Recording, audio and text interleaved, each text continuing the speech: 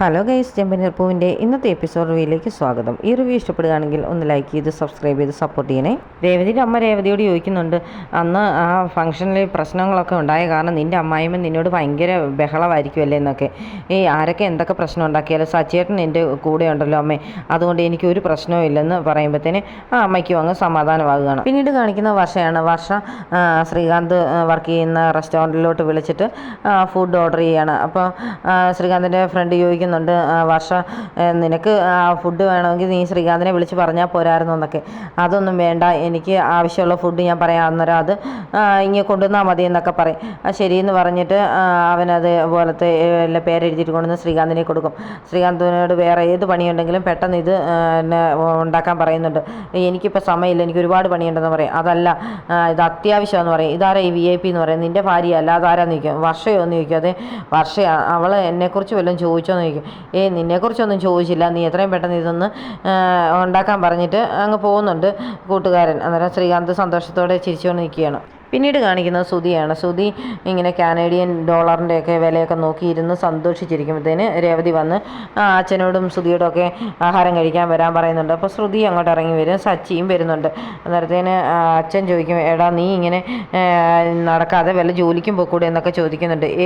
എനിക്ക് കാനഡയിൽ ജോലി ഉണ്ടല്ലോ അച്ഛാന്ന് പറയും. അന്നേരം സച്ചി പറയുന്നുണ്ട്, ശരിയാ, നിനക്ക് 14 ലക്ഷം രൂപ നിൻ്റെ മലേഷ്യയിലുള്ള അമ്മായിയപ്പൻ അയച്ചു തരുമായിരിക്കും അല്ലേ എന്നൊക്കെ ചോദിക്കുന്നുണ്ട്.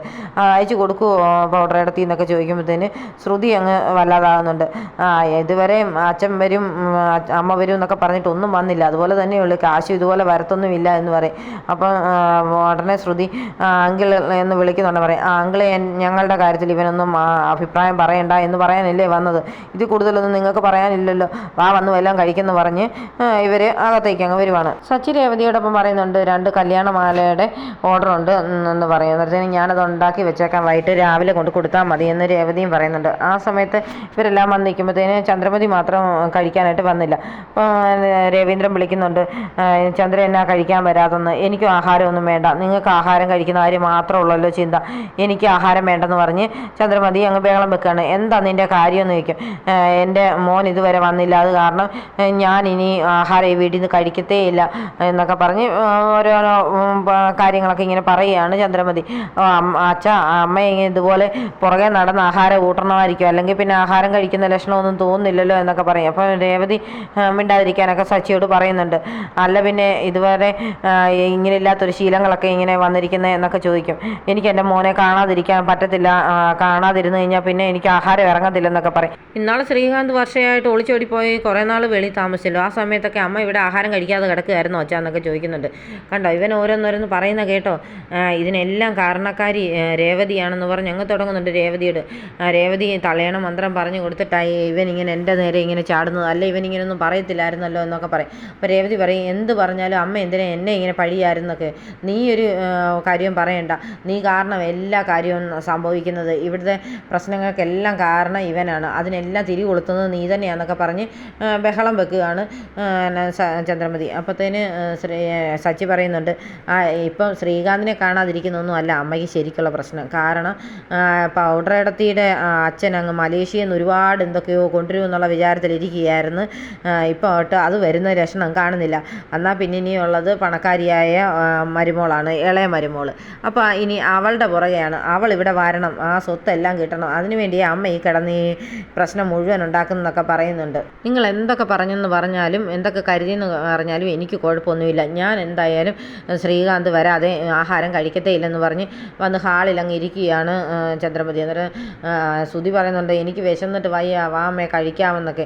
അപ്പോഴത്തേന് നിനക്ക് വേണേൽ കഴിക്കുന്നൊക്കെ ചന്ദ്രമതി പറയും. അന്നേരത്തെ ഉടനെ തന്നെ ശ്രുതി പറയുന്നുണ്ട്, അമ്മ കഴിക്കുന്നില്ലെങ്കിൽ നമുക്കും കഴിക്കേണ്ടത്, അങ്ങനെ അമ്മ കഴിക്കാതിരിക്കുമ്പോൾ നമ്മൾ എങ്ങനെ ആഹാരം കഴിക്കുന്നത്, വാ ശ്രുതി നമുക്ക് പോകാമെന്ന് പറഞ്ഞ് വിളിക്കുന്നുണ്ട്. അപ്പോൾ ശ്രുതി വിളിച്ചിട്ടൊന്നും പോകുന്നേ ഇല്ല. ശ്രുതി എന്നിട്ടും പറയും, എനിക്ക് വിശന്നിട്ട് വയ്യ, ഞാൻ കഴിച്ചിട്ടേ വരുന്നുള്ളൂ എന്നൊക്കെ പറയും. അമ്മ വാമ്മയെ കഴിക്കാമെന്നൊക്കെ പറയുന്നുണ്ട്. അന്നേരത്തേന് ഉടനെ സച്ചി പറയും, രേവതി നീ ഒരു സോപ്പ് എടുത്ത് കൊണ്ടുവന്ന് പൗഡർ എടുത്തിട്ട് കയ്യിലോട്ട് കൊടുക്കുക. എന്തൊരു പതപ്പിക്കുന്നത്, കുറച്ചുകൂടെ സോപ്പ് ഇട്ടിട്ടെന്നൊക്കെ പറയുന്നുണ്ട്. അന്നേരം ശ്രുതി അങ്ങ് നിന്ന് പറയും, അമ്മ കഴിക്കാതെ നമുക്ക് കഴിക്കാൻ പറ്റുമോ, പെറ്റ അമ്മയ്ക്കല്ലേ അറിയത്തുള്ളൂ മക്കളെ കാണാതിരിക്കുന്നതിൻ്റെ ബുദ്ധിമുട്ട് എന്നൊക്കെ പറയുകയാണ്. അന്നേരത്തേന് സച്ചി പറയും, എന്നാ ഒരു സോപ്പിങ്ങായി പറഞ്ഞു വെക്കുന്നതെന്നൊക്കെ ചോദിക്കും. അപ്പോഴത്തേന് രവി പറയുന്നുണ്ട്, നിങ്ങളുടെ അമ്മ കഴിക്കുന്നില്ലെങ്കിൽ ആഹാരം ഞാനും കഴിക്കുന്നില്ലെന്ന്. അങ്ങനെ ഓരോരുത്തരായിട്ട് കഴിക്കുന്നില്ലെന്ന് പറയുമ്പോഴത്തേന് രേവതി പറയുന്നുണ്ട്, അച്ഛാ ഇങ്ങനെ എല്ലാവരും കൂടെ ആഹാരമൊക്കെ കഴിക്കാതിരുന്നാൽ എങ്ങനെയാണ്, ശ്രീകാന്ത് വർഷയൊക്കെ വന്നോളും, നിങ്ങൾ കഴിക്കെന്നൊക്കെ പറയും. അത് കേൾക്കുമ്പോഴത്തേന് ചന്ദ്രമതിക്ക് അങ്ങ് ദേഷ്യം വരുവാണ്. പുച്ഛത്തോടെയൊക്കെ രേവതിയെ നോക്കുന്നുണ്ട്. അപ്പോഴത്തേന് സച്ചി അങ്ങോട്ട് വന്നിട്ട് പറയും, ഞാൻ ശ്രീകാന്തിനെ കണ്ടായിരുന്നു അച്ഛാ, സംസാരിക്കുകയും ചെയ്തെന്ന് പറയും. അത് കേൾക്കുമ്പോഴത്തേന് ചന്ദ്രമതിക്ക് ഭയങ്കര സന്തോഷമാകുന്നുണ്ട്. രവീന്ദ്രൻ ചോദിക്കും, നിന്നെ അവൻ കണ്ടായിരുന്നോ, നീ സംസാരിച്ചായിരുന്നോ എന്നൊക്കെ. അതെ, ഞാൻ അവൻ്റെ റെസ്റ്റോറൻറ്റിൽ പോയാൽ കണ്ടേ, അവൻ ആ പെണ്ണിൻ്റെ വീട്ടിലൊന്നും അല്ല താമസിക്കുന്നത്, അവൻ അന്ന് തന്നെ അവിടെ നിന്ന് ഇറങ്ങിയായിരുന്നു പറയും. അപ്പം പിന്നെ അവൻ എവിടെ താമസിക്കുമെന്ന് ചോദിക്കും. അവൻ ആ റെസ്റ്റോറൻറ്റിൽ ഒരു റൂമുണ്ട്, അവിടെ താമസിക്കുമെന്ന് പറയുന്നുണ്ട്. അത് കേൾക്കുമ്പോഴത്തേന് ചന്ദ്രമതിക്ക് ഭയങ്കര സങ്കടമാകുന്നുണ്ട്. അതെന്താ അവന് വീടില്ലാത്ത പോലെ അവൻ വല്ല റെസ്റ്റോറൻറ്റിലും പോയി കിടക്കുന്നത്, എൻ്റെ മോൻ അവിടെ പോയി കിടക്കുമ്പോൾ ഞാൻ എങ്ങനെയാണ് സഹിക്കുന്നത്, എനിക്ക് എൻ്റെ മോനെ കാണണം, അല്ലാതെ ഞാൻ ഇനി പച്ചവെള്ളം കുടിക്കില്ല എന്നൊക്കെ പറയും. അവൻ എന്തായാലും വരാൻ സന്തോഷമേ ഉള്ളൂ, അവൻ വരുകയും ചെയ്യും. പിന്നെ ആ പെണ്ണൊന്ന് സമ്മതിച്ചാൽ മതി, അവളോട് സംസാരിച്ചിട്ട് ഉടനെ തന്നെ ഇങ്ങോട്ട് വരാമെന്ന് അവൻ പറഞ്ഞെന്നൊക്കെ പറയുന്നുണ്ട് സച്ചി.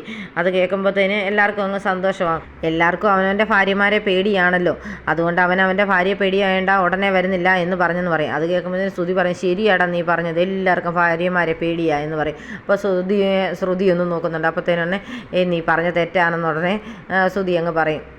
എന്നാൽ പിന്നെ നിങ്ങളെല്ലാവരും ഇവിടെ ഇരിക്കും, ഞാൻ പുറത്ത് പോവുക, എനിക്കൊരു ഓട്ടം ഉണ്ടെന്ന് പറഞ്ഞ് സച്ചി അങ്ങ് പുറത്തേക്ക് പോകുന്നുണ്ട്. പിന്നീട് കാണിക്കുന്നത് വർഷയുടെ ഡബ്ബിങ് സ്റ്റുഡിയോ ആണ്. അവിടുന്ന് ഡബ്ബിങ് ഒക്കെ കഴിഞ്ഞിട്ട് ഇറങ്ങി വരുന്ന വർഷക്കാത്ത് ശ്രീകാന്ത് ഫുഡൊക്കെ ആയിട്ട് നിൽപ്പുണ്ട്.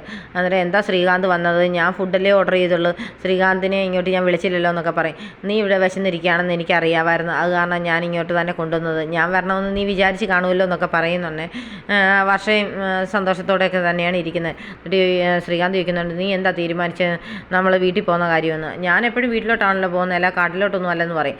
അതൊന്നുമല്ല, ഞാൻ നിന്നെ എൻ്റെ വീട്ടിലോട്ട് കൊണ്ടുപോകുന്ന കാര്യമാണ് പറഞ്ഞെന്ന് പറയും. ഞാൻ ഇനി അങ്ങോട്ട് വരുന്നതിനെക്കുറിച്ച് ആലോചിക്കാമെന്നൊക്കെ ഉള്ള പരുവത്തിലൊക്കെ വർഷം സംസാരിക്കുമ്പോൾ പറയും, സച്ചിയേട്ടൻ കഴിഞ്ഞ ദിവസം വന്നിരുന്നു, വീട്ടിലെല്ലാവർക്കും സങ്കടമായി എന്നൊക്കെ പറയും. സച്ചിയേട്ടനുമായിട്ട് സംസാരിച്ചെന്ന് പറയുന്നുണ്ട്. വർഷയ്ക്ക്, നീ നിൻ്റെ ചേട്ടനുമായിട്ട് സംസാരിച്ചെന്നോ, അതെന്താ നീ നിൻ്റെ വീട്ടിലല്ലായിരുന്നു നിൽക്കും, ഞാൻ റെസ്റ്റോറൻറ്റിലായിരുന്നു താമസിച്ചെന്ന് പറയും. അവിടെ ഒരു മുറിയുണ്ട്, അവിടെ ഞാൻ അഡ്ജസ്റ്റ് ചെയ്ത് കിടക്കുകയായിരുന്നൊക്കെ പറയുന്നത് കേൾക്കുമ്പോൾ വർഷയ്ക്ക് അങ്ങ് സങ്കടമാകുന്നുണ്ട്.